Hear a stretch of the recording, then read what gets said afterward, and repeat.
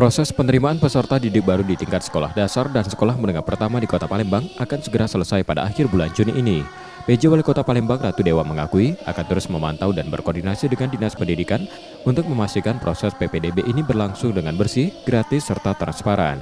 Ratu Dewa juga menegaskan tidak boleh ada jual beli bangku sekolah selama penerimaan peserta didik baru di tingkat SD dan SMP di Kota Palembang tahun 2024 ini.